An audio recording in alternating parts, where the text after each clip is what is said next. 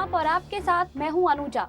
वर्ष 2019 के आम चुनाव के जनादेश के बाद से ही कांग्रेस पार्टी अपने नेतृत्व की लड़ाई लड़ती नजर आ रही है। पार्टी अध्यक्ष राहुल गांधी ने हार की जिम्मेदार लेते हुए इस्तीफा दे दिया था और तब से लेकर अभी तक पार्टी अपने पूर्णकालीन अध्यक्ष का इंतजार कर रही है। लेकिन संकट केवल आम चुनाव ही नहीं था।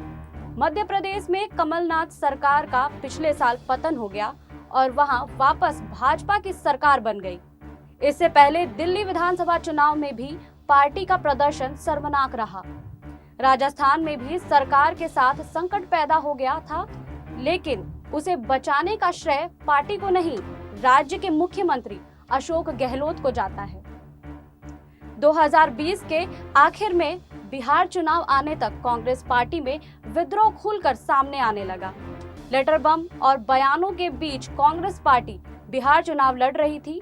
कांग्रेस के लिए सबसे विडंबनापूर्ण स्थिति है कि चुनाव के समय ये पार्टी स्थिर सरकार को क्या स्थिर पार्टी का भी संदेश लोगों को नहीं दे पा रही होती। यही धारणा फिलहाल चल रहे 5 राज्यों के विधानसभा चुनावों के पहले और उसके दौरान भी बनी रही है।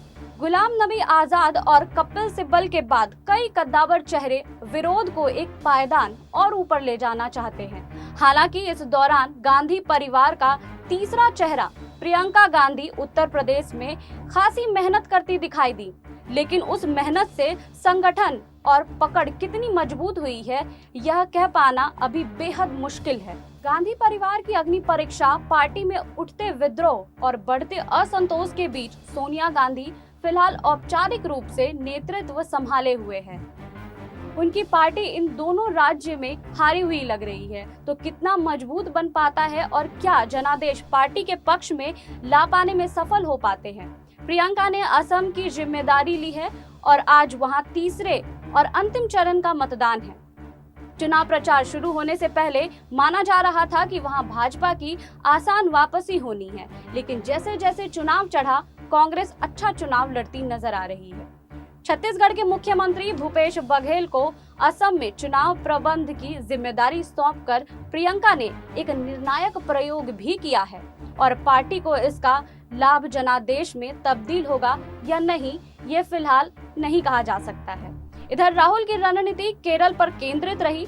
केरल में भी माना जा रहा है कि वाम मोर्चे के लिए चुनाव आसान है, लेकिन लोगों के लिए कांग्रेस के प्रति एक सकारात्मक लहर बना पाने में राहुल कुछ हद तक सफल दिखे हैं। उन्होंने प्रचार के तरीके को बदला है और लोगों के बीच घुलकर धारणा बदलने की मेहनत की है। केरल की सभी सीटों के लिए भी मतदान हो रहा है। जनादेश के पास यह स्पष्ट जनादेश तक अगर कांग्रेस पहुंचती है तो ये कांग्रेस से ज्यादा राहुल गांधी की जीत के तौर पर देखा जाएगा। राहुल केरल से ही लोकसभा सदस्य हैं। कांग्रेस का भविष्य इन 5 राज्यों के विधानसभा चुनाव के बाद कांग्रेस पार्टी को अपने संगठन और पार्टी नेतृत्व पर काम करना है।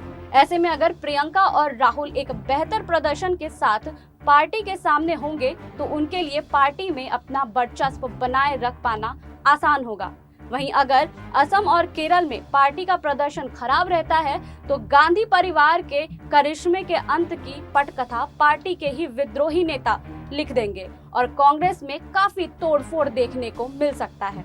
आपको हमारी ये रिपोर्ट कैसी लगी हमें कमेंट बॉक्स में बताइए। बाकी और खबरों के लिए जुड़े रहिए SPN9 न्यूज के साथ।